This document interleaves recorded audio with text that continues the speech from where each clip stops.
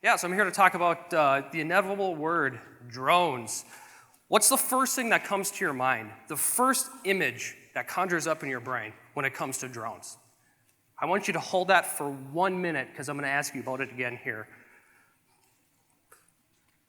So if you look back at the history of technology, the history of the unknown in the future, people are generally frightened by the advances in technology, advances in innovation and technology.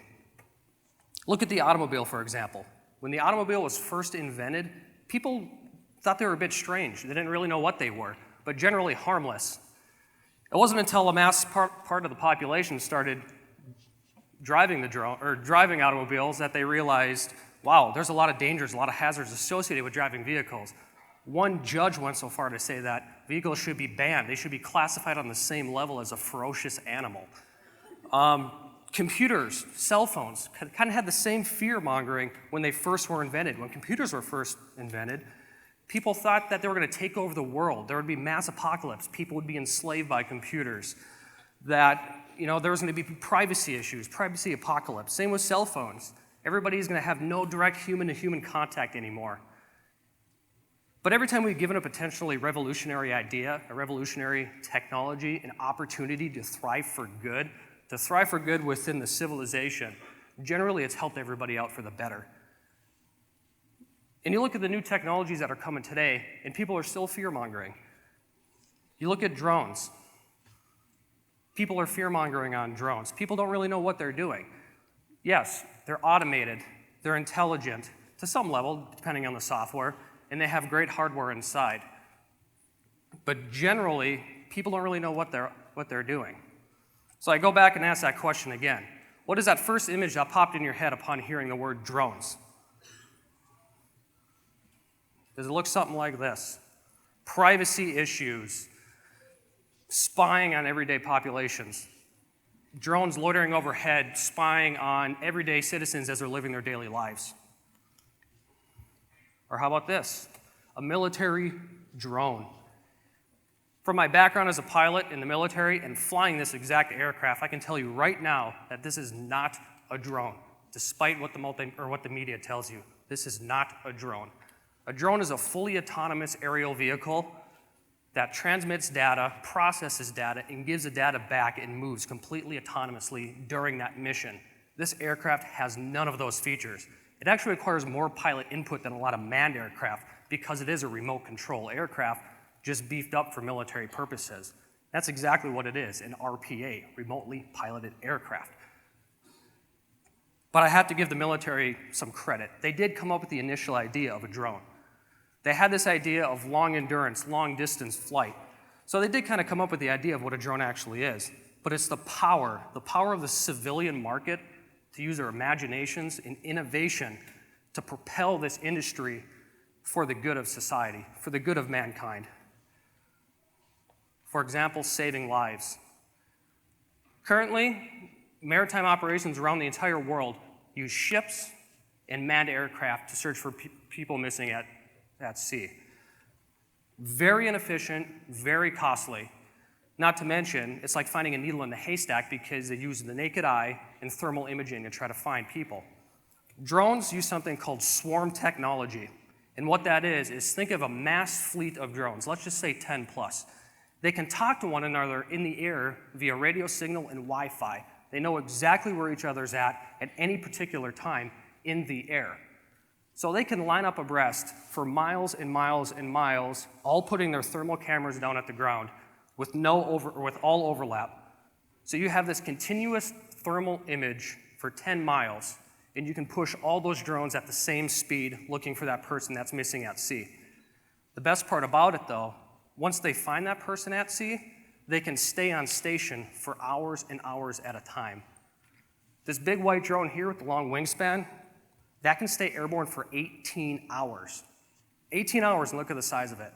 And you can put thermal cameras underneath there to help the victim that's in the ocean.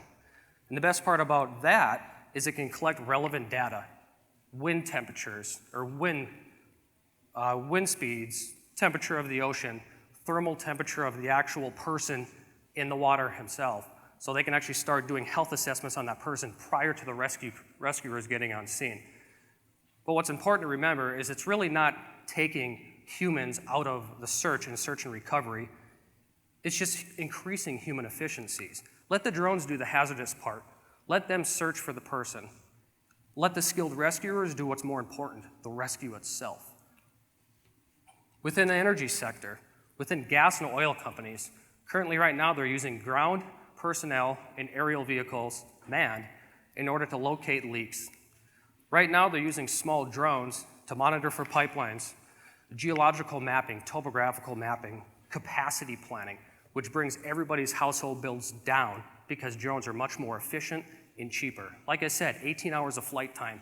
A helicopter can't do that. Humans still have to go to the bathroom, they still have to eat. There's no way that they can stay airborne for 18 hours. Another great feature with drones is you can do hyperspectral cameras on the bottom of these to monitor for methane and leak detection within pipelines. Humans, yeah, they can do that with helicopters and ground personnel, but there's so many leaks that first of all, it pollutes the environment, and second of all, you can't find all of them with one helicopter or one ground-based vehicle. You can put a fleet of these in the air and protect the environment by finding all the leaks and repairing them in a timely manner. I think we can all agree that there's nothing more important than protecting those who protect us. And within the firefighting and law enforcement communities, drones are going to bring safety to a level never seen before in those industries. Think about this. As soon as a call comes in to the fire station, not only will fire trucks deploy, drones will deploy from the station as well. Think of them as a tool to help individuals remain safe. Humans are not going to be the first responders anymore. Drones are going to be the first responders. They can get to the scene much quicker than a fire truck can. They're not in traffic, and they don't have to be cautious of traffic below them. They just go right to the scene and start collecting that critical data.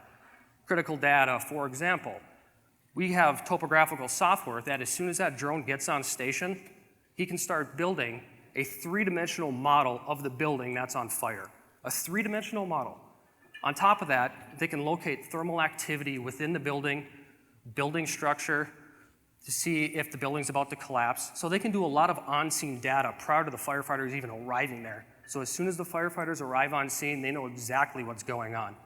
And the best portion is, with advanced Wi-Fi and radio signal, drones can locate people within a structure. When it comes to downed firefighters and not knowing where a lost firefighter is at, that will cease to exist within the drone industry. Drones will be able to locate a firefighter with pinpoint accuracy within a structure.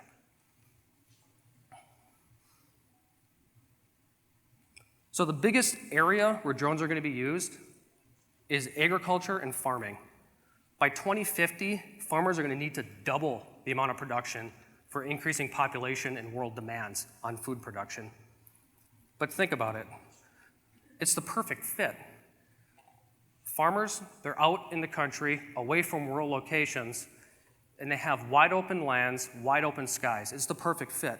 So we need to find a way to make smart, sustainable choices to be able to double the production for farmers.